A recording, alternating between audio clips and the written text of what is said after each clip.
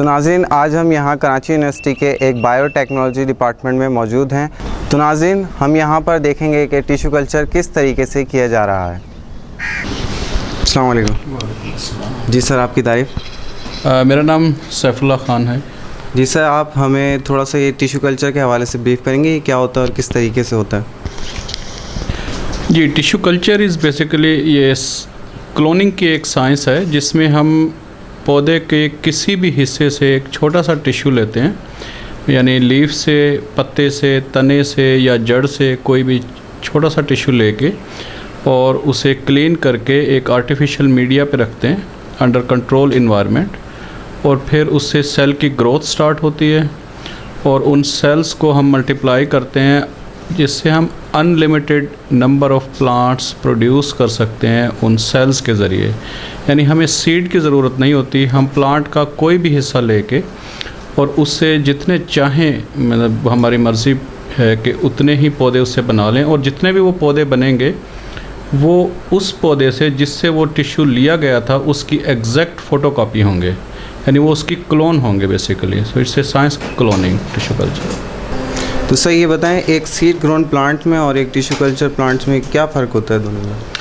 देखिए, seed grown जो plant होते हैं उनमें जो जितने भी पौधे निकलेंगे सीड से, उसमें हेट्रोजाइगोसिटी या डिफरेंस होगा, वो एक जैसे नहीं होंगे बिल्कुल, ठीक है, क्योंकि सीड के ज़रिए मुख्तलिफ जेनेटिक कम्बिनेशन बनते हैं तो उसमें हेट्रोजाइगोसिटी आती है। जबकि जो टिश्यू कल्चर से प्लांट बनेंगे, नंबर एक, वो बिल्कुल 100% एक जैसे होंगे, और दूसरा उसमें यह है कि अगर हम फॉर एग्ज़ाम्पल जैसे मेल फीमेल प्लांट का एक इशू होता है डेट पाम में कि अगर हम सीड से लगाएंगे तो उसमें से 50% मेल आएंगे, 50% फीमेल आएंगे।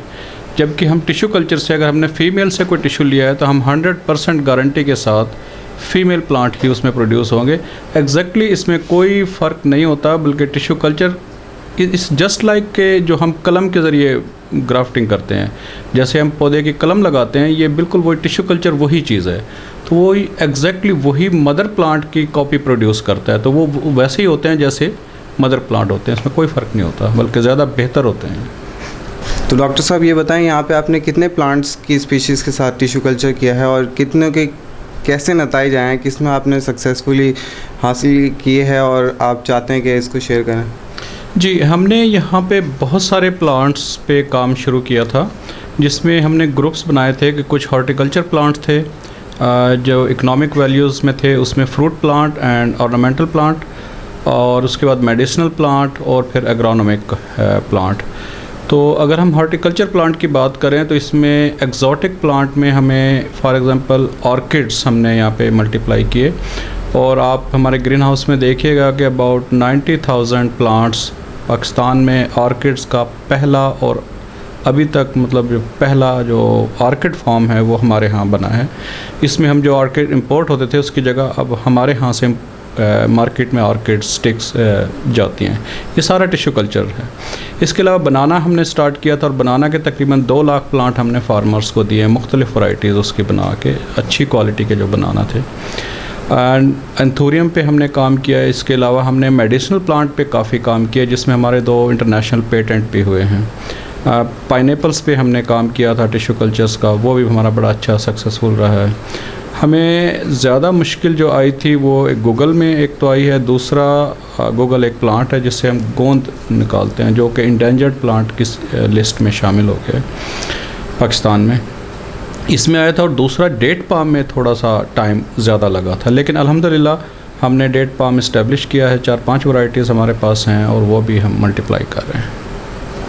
तो डॉक्टर साहब ये बताएं कि टिश्यू कल्चर प्लांट्स में और जो सीड ग्रोन प्लांट्स हैं, इनके फ्रूट में कोई ग़िज़ाइयत में या विटामिन्स में कोई फ़र्क है?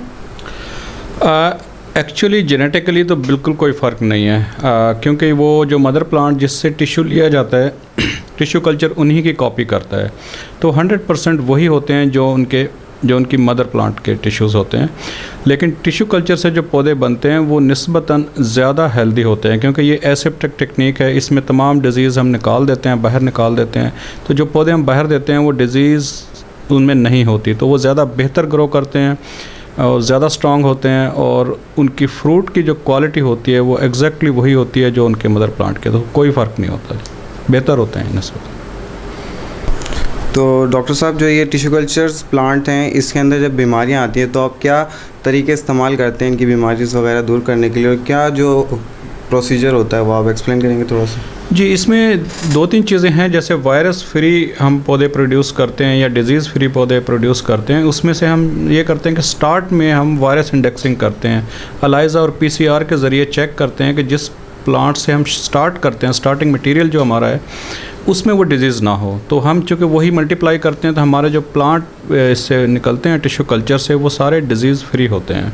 जब वो इन्वायरमेंट में जाते हैं तो उनमें डिजीज़ यकीनन आ सकती है। अगर हम वेक्टर को कंट्रोल कर लें तो उससे हमें टाइम मिल जाता है, और हम एक साइकिल इस्टेब्लिश कर लेते हैं टिश्यू का। हर 5 साल के बाद नए नए प्लांट लगाते जाते हैं तो फिर डिजीज़ पे इस तरह से काबू पाया जा सकता है, ख़ासतौर पे वायरस पे काबू पाया जा सकता है। टिश्यू कल्चर का जो एक सबसे बड़ा फ़ायदा ये है कि आप unlimited number of plant produce कर सकते हैं अपने प्रोग्राम प्रोडक्शन के तहत। आप सीज़न पे डिपेंड नहीं कर रहे होते कि बाहर जो भी सीज़न चल रहा हो, आप चूँकि कंट्रोल्ड इन्वायरमेंट में मल्टीप्लिकेशन कर रहे होते हैं तो आप जितने मर्ज़ी प्लांट जिस महीने में आपको चाहिए उस तरह प्लान करके और उतने प्रोड्यूस कर सकते हैं।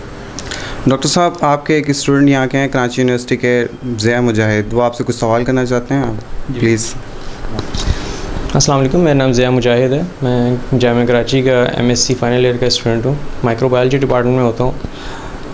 आज मैं डॉक्टर सैफुल्लाह साहब से यहाँ पे मुलाकात के लिए आया हूँ, और यहाँ पे मैं इनसे कुछ मेरे जहन में कुछ सवालात थे जो मैं इनसे करना चाहूँगा टिश्यू कल्चर और बायोटेक्नोलॉजी से मुतालिक। अस्सलाम वालेकुम सर।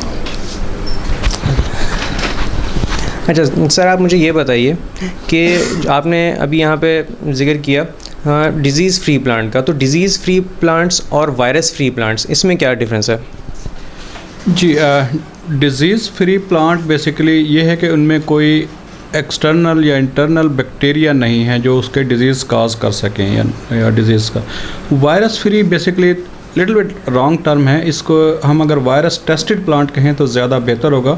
हम ये करते हैं कि जैसे बनाना बंची टॉप वायरस है जो डिज़ीज़ करता है जो वायरस, उस वायरस के अगेंस्ट अलाइजा और पीसीआर के थ्रू टेस्ट करते हैं, वायरस इंडेक्सिंग करते हैं मदर प्लांट की। अगर वो वायरस इसमें मौजूद है तो हम उसको इनिशियल स्टेज पे डिस्कार्ड कर देते हैं। हम सिर्फ वायरस फ्री मदर प्लांट से टिश्यू कल्चर इनिशिएट करते हैं, तो उससे हमें वायरस टेस्टेड प्लांट मिलते हैं, यानी जिसमें बंची टॉप वायरस मौजूद नहीं होता, बाकी वायरस उसमें हो सकते हैं जो कि डिज़ीज़ काज नहीं कर रहे होते। अच्छा सर, आपने अभी जिक्र किया कि यहाँ पाकिस्तान में HJ इंस्टीट्यूट के अंदर ऑर्नामेंटल और एग्रीकल्चरल प्लांट्स के ऊपर काम हो रहा है, तो इस वक्त मज़ीद तहकीक जो है वो किन पौधों पर जारी है? जी, मुख्तलिफ़ प्लांट्स पे मुख्तलिफ़ इदारों में काम हो रहा है, और एग्रोनॉमिक प्लांट्स पे भी काम हो रहा है। बहुत सारे इदारे पाकिस्तान में हैं जो टिश्यू कल्चर पे काम कर रहे हैं। NRC इस्लामाबाद है, निबजी फैसलाबाद हैं, मेन जो इदारे हैं जो कमर्शियल टिश्यू कल्चर कर रहे हैं। HJ में काम हो रहा है, इसके अलावा निया टंडोजाम में भी लोग काम कर रहे हैं टिश्यू कल्चर पे। टिश्यू कल्चर बेसिकली तो बैकयार्ड टेक्नोलॉजी है। बहुत सारे ममालिक में तो किसान अपने झुग्गी में भी टिश्यू कल्चर करता है, और किचन भी टिश्यू कल्चर कर सकते हैं, किचन में भी। It's a very simple technique, लेकिन इसकी बड़ी एडवांस एप्लीकेशन भी हैं। लाइक ट्रांसजेनिक प्लांट या GMO प्लांट जो बनते हैं वो उस प्लांट में बन ही नहीं सकते जिसका टिश्यू कल्चर प्रोटोकॉल इस्टेब्लिश ना हुआ हो, और फिर आप टिश्यू कल्चर को अप्लाई करते हैं ट्रांसजेनिक के लिए, ट्रांसफॉर्मेशन के लिए। जैसे हमने इस साल मेरी एक स्टूडेंट ने टोमेटो में हेपेटाइटिस B वैक्सीन का जीन डाला है, और आइडिया ये कि टोमेटो खाने से वैक्सीनेशन हो जाएगी हेपेटाइटिस के अगेंस्ट। सो इसकी बहुत सारी एप्लीकेशन हैं मुख्तलिफ़ चीज़ों में। मसलन हमारे 2 इंटरनेशनल पेटेंट हुए हैं जिसमें हम सेल कल्चर के ज़रिए ट्रांसफॉर्मेशन कर रहे हैं मुख्तलिफ़ कंपाउंड्स की, तो वो हमें एंटी कैंसर के उसमें बड़े अच्छे रिज़ल्ट मिले हैं। तो बेशुमार एप्लीकेशन है टिश्यू कल्चर की, और बहुत सारे इदारे इसमें काम कर रहे हैं पाकिस्तान में। जुनैद, मेरा ख्याल है कि हमने काफ़ी कुछ इन्फॉर्मेशन यहाँ से हासिल कर ली है। अब हम चल के इनकी जो टिश्यू कल्चर लैब जो है वहाँ पे देखते हैं। Thank you so much sir. Thank you sir. अस्सलाम वालेकुम। वालेकुम अस्सलाम। आप हमें कुछ टिश्यू कल्चर के हवाले से बताएं और अपना तारुफ कराएं। अस्सलाम वालेकुम, मेरा नाम सैयदा कहकशां काज़मी है और मैं यहाँ पे PhD स्टूडेंट हूँ। मेरा काम कीनू के हवाले से है, और मैं यहाँ पे गुज़िश्ता 6 साल से काम कर रही हूँ प्लांट टिश्यू कल्चर के ऊपर। तो नाज़रीन, यहाँ हम टिश्यू कल्चर के मीडिया प्रिपरेशन लैब में हैं। आइए देखते हैं किस तरीके से तैयार किया जाता है। तो आप ये प्रोसीजर में बताएंगे कि मीडिया किस तरीके से तैयार किया जाता है टिश्यू कल्चर के लिए? जी, टिश्यू कल्चर का मीडिया जो है वो डिफरेंट इंग्रेडिएंट्स में मुश्तमिल होता है। प्लांट्स को आर्टिफिशियली जो न्यूट्रिएंट्स रिक्वायर्ड होते हैं उसके अंदर कुछ मैक्रो न्यूट्रिएंट्स होते हैं जो एसेंशियल होते हैं उनकी ग्रोथ के लिए, तो वो उनको ज़्यादा अमाउंट में प्रोवाइड किए जाते हैं। और कुछ होते हैं माइक्रो न्यूट्रिएंट्स जो उनको ट्रेस अमाउंट में रिक्वायर्ड होते हैं उनकी ग्रोथ के लिए, तो वो आर्टिफिशियली उनको प्रोवाइड किए जाते हैं मीडिया के अंदर। इसके अलावा उनके लिए एसेंशियल होता है आयरन सोर्स, तो वो भी उनको प्रोवाइड की जाती है। इसके अलावा उनमें विटामिन्स हम ऐड करते हैं। इसके अलावा उसके अंदर उसको मीडिया को सॉलिडिफाई करने के लिए फाइटा जेल इस्तेमाल की जाती है, जिसके ऊपर जो मीडिया को सॉलिडिफाई करती है तो प्लांट फिर उसकी सपोर्ट से ग्रो करता है, उसकी सपोर्ट पे होता है। तो ये इंग्रेडिएंट्स होते हैं प्लांट ग्रोथ मीडिया के अंदर। इसके अलावा प्लांट को शूटिंग की तरफ लेके जाना है या उसको रूटिंग की तरफ लेके जाना है, इसके लिए हम उसके अंदर आर्टिफिशियली उन्हें प्लांट ग्रोथ रेगुलेटर्स देते हैं, जो कि आपको पता ही होगा साइटोकाइनिन्स होते हैं जो प्लांट्स की शूटिंग करवाते हैं, और ऑक्सिन्स होते हैं जो प्लांट्स के अंदर रूटिंग करवाते हैं। तो हर प्लांट्स के लिए, तमाम मुख्तलिफ़ तरह के प्लांट्स के लिए ऑप्टिमाइज़ की जाती हैं उन प्लांट ग्रोथ रेगुलेटर्स की कॉन्सेंट्रेशन के किस प्लांट के लिए कितनी रिक्वायर्ड है। तो फिर वो प्लांट्स उन प्लांट ग्रोथ रेगुलेटर्स के ऊपर ग्रो करते हैं। तो आप ये बताएं वो कौन से इंग्रेडिएंट्स हैं आपके जिससे आप ये मीडियम तैयार करती हैं टिश्यू कल्चर के लिए? ये उनका स्टॉक सोल्यूशन है, और ये प्लांट में ग्रोथ मीडिया में ज़्यादा अमाउंट के अंदर पड़ता है, और ये ट्रेसेस अमाउंट में डाले जाते हैं माइक्रो न्यूट्रिएंट्स। प्लांट को ये भी रिक्वायर्ड होते हैं उनकी ग्रोथ के लिए, लेकिन कम अमाउंट में। ये आयरन सोर्स है, ये प्लांट्स को आर्टिफिशियली प्रोवाइड किया जाता है ताकि उनकी आयरन की रिक्वायरमेंट पूरी हो। और ये MS विटामिन्स है, ये विटामिन्स ये भी कम मकदार में प्लांट मीडिया के अंदर ऐड किए जाते हैं। तो इनमें कौन कौन से विटामिन शामिल होते हैं? इसके अंदर जनाब पायरोडॉक्सिन HCl होता है, निकोटेनिक एसिड होता है, और थाइमीन HCl होता है। ये 3 विटामिन इसके अंदर यूज़ होते हैं। तो ये प्लांट रेगुलेटर क्या है और इससे मुतालिक आप कुछ बता सकती हैं? ये प्लांट ग्रोथ रेगुलेटर्स होते हैं जो प्लांट्स की ग्रोथ को डायरेक्ट करते हैं कि प्लांट रूटिंग की तरफ जाएगा या प्लांट शूटिंग की तरफ जाएगा।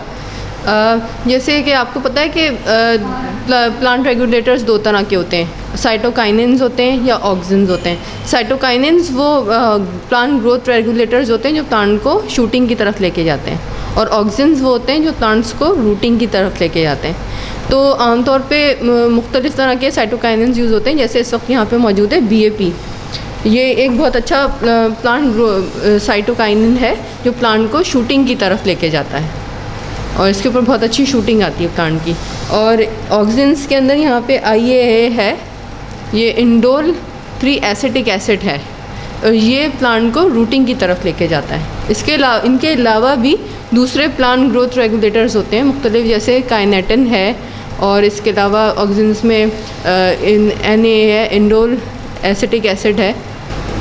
तो ये जितने आपने इंग्रेडिएंट्स दिखाए सारे लिक्विड फॉर्म में, कोई सॉलिड इंग्रेडिएंट्स भी डलता है इसमें? दरअसल ये जो जितने सॉल्यूशंस आपको दिखाए गए ये सारे के सारे जो हैं वो सॉलिड इंग्रेडिएंट्स जो आप देख रहे हैं रैक पे रखे हुए, इन सब को डिज़ोल्व करके ही बनाए गए हैं। आखिर में ये फाइटा जेल डलता है। पहले हम मीडिया की pH कर लेते हैं, उसकी pH मेंटेन की जाती है, आमतौर पे 5.7 रखते हैं, और फिर उसके बाद उसके अंदर ये फाइटा जेल ऐड करते हैं ताकि मीडिया सॉलिडिफाई हो जाए और प्लांट को सपोर्ट मिले उसकी ग्रोथ के लिए।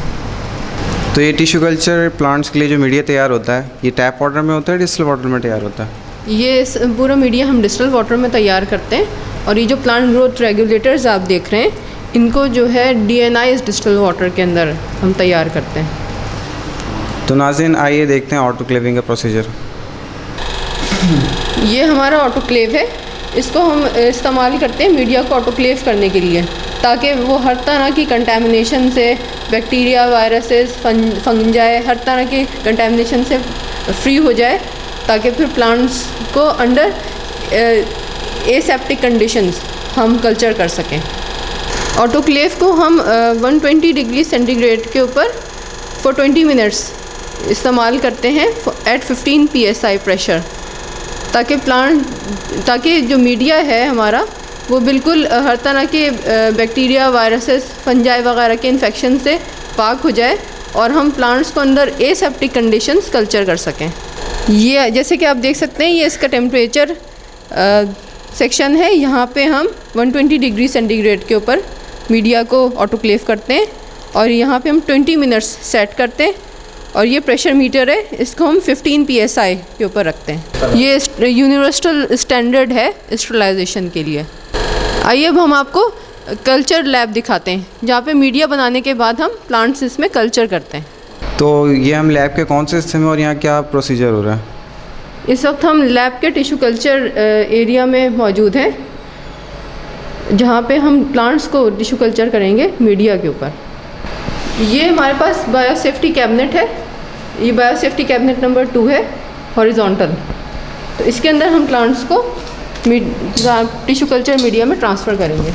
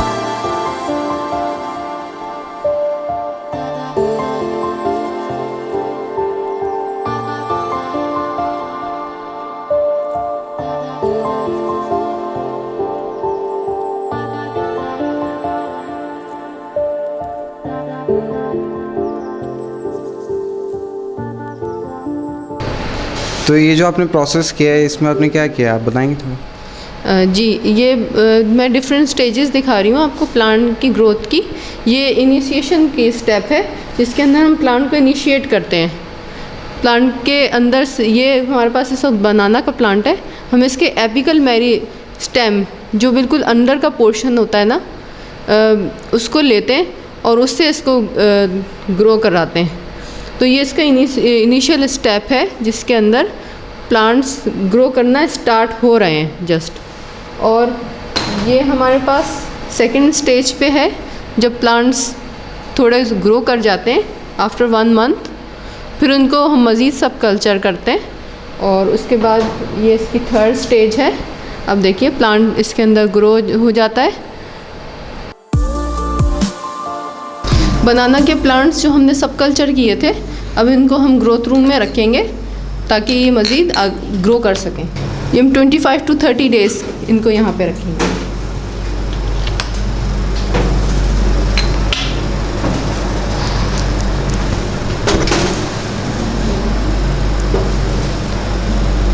तो यहाँ पे और कितनी वैरायटीज़ के प्लांट्स हैं जिनको तैयार किया जा रहा है?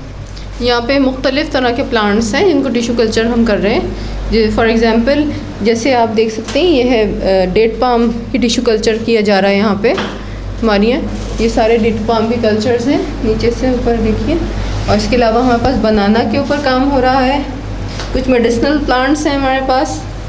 इसके अलावा ये देखिए, ये और कुछ ऑर्नामेंटल प्लांट की वैराइटीज़ हैं जिसके अंदर लिली है। देखिए आप, ये लिली के प्लांट्स हैं, इनके सारे कल्चर्स हैं।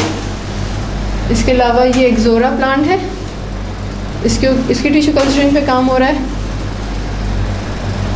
और इसके अलावा कीनू की टिश्यू कल्चरिंग के ऊपर भी हमारे यहाँ काम हो रहा है। ये देखिए, ये एंथूरियम है, इस पे भी हम काम कर रहे हैं।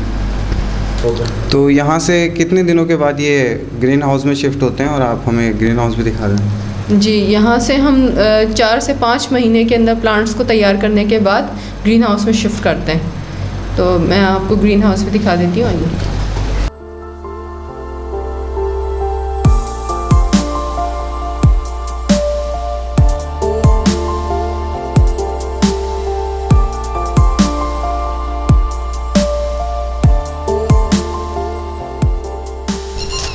ये हमारा ग्रीन हाउस है। यहाँ पे आप देख सकते हैं कि हमने टिश्यू कल्चर करने के बाद ऑर्किड्स के प्लांट्स एक्लिमेटाइज़ किए हैं, और ना सिर्फ उनको यहाँ पे एक्लिमेटाइज़ किया बल्कि उनको ग्रो करवाया गया है, और फिर उनको हाइड्रोपोनिक सिस्टम के ज़रिए से ग्रो करवा के उनके ऊपर फ्लावरिंग ली जाती है। आप देख सकते हैं कि मेरे पीछे ये पूरा ऑर्किड का ग्रीन हाउस है। यहाँ पे मुख्तलिफ़ रंगों के ऑर्किड्स हमारे पास अवेलेबल हैं। तो इतने सारे पौधे के ये सारे टिश्यू कल्चर से किए?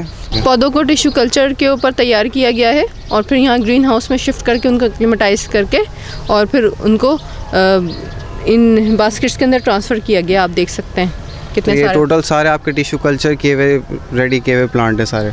जी बिल्कुल। तो ऑर्किड के अलावा भी कुछ प्लांट्स हैं जिनको आपने टिश्यू कल्चर से ग्रो किया? जी, यहाँ पे बहुत सारे दूसरे प्लांट्स हैं जिनको कामयाबी से टिश्यू कल्चर करके हमने यहाँ एक्लिमेटाइज़ किया है, जिसके अंदर कई ऑर्नामेंटल प्लांट्स भी हैं, और आई मैं आपको दिखाती हूँ। अच्छा।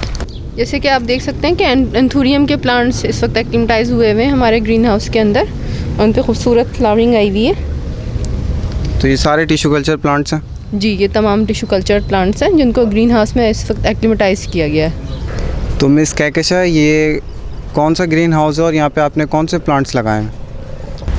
ये सेलोन के पान का ग्रीन हाउस है, जहाँ पे हमने टिश्यू कल्चर करके सेलोन के प्लांट्स को एक्लिमेटाइज़ किया है।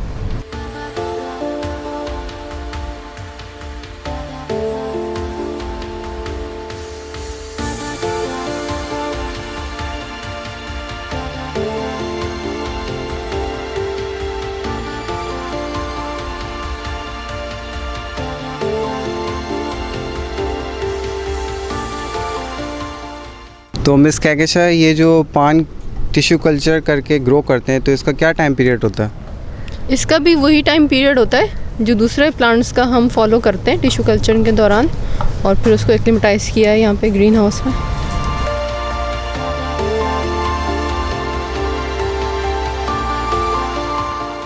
तो ये जितने भी प्लांट्स हैं यहाँ पे, ये सब टिश्यू कल्चर से ग्रो किए हुए प्लांट हैं? जी, ये सब टिश्यू कल्चर पे ग्रो किए हुए प्लांट्स हैं जिनको फिर यहाँ ग्रीन हाउस में हमने एक्लिमेटाइज़ किया है। तो ये जो बनाना ट्री है बड़ा पीछे लगा हुआ बिहाइंड पे, ये भी टिश्यू कल्चर से? जी बिल्कुल, ये भी टिश्यू कल्चर प्लांट है। तो ये जो टिश्यू कल्चर प्लांट्स होते हैं और सीड ग्रोन प्लांट्स होते हैं, इनकी वाटरिंग में क्या डिफरेंस होता है? इनकी वाटरिंग में कोई डिफरेंस नहीं होता। या कोई डिफरेंट तरीके से वाटरिंग करते हैं टिश्यू कल्चर प्लांट्स को, या सेम तरीके से करते हैं? इनको हैंड वाटरिंग भी की जा सकती है। इसके अलावा स्प्रिंकलर के थ्रू, जिस तरह से आप देख सकते हैं ऊपर स्प्रिंकलर्स लगे हुए हैं, तो इनसे भी इनको वाटरिंग की जाती है। तो ये जो नीचे ज़मीन में लगे हुए प्लांट्स, इनको वैसी वाटरिंग देना है जिस तरह हम सीड ग्रोन प्लांट्स को देते हैं? जी बिल्कुल, इनको वैसे ही, क्योंकि ये वैसे ही प्लांट्स बन चुके हैं, ये 2 टाइप प्लांट्स हैं और बिल्कुल वैसे ही हैं जैसे सीड ग्रोन प्लांट्स होते हैं, तो आप बिल्कुल इनको हैंड वाटर कर सकते हैं। तो ये जो आपने लिली दिखाए थे अभी प्लांट, ये जितने भी प्लांट्स हैं ये सब आपके अपने हाथ के टिश्यू कल्चर किए हुए हैं? नहीं, ये मेरे हाथ के नहीं है तमाम प्लांट्स। यहाँ पे हमारे पास हमारी पूरी टीम है बायोटेक्नोलॉजी विंग के अंदर जो इन पे काम करती है, और फिर उनको इनिशिएशन से लेकर एक्लिमेटाइजेशन तक इन पे काम किया जाता है। मैं अकेले मैंने काम नहीं किया, सिर्फ बाकी और लोग भी हैं हमारे पास। तो बहुत बहुत शुक्रिया सैयदा कहकशा साहिबा, आपका बहुत शुक्रिया, आपने हमें इतनी इन्फॉर्मेशन दी टिश्यू कल्चर प्लांट्स के हवाले से। Thank you. You are welcome.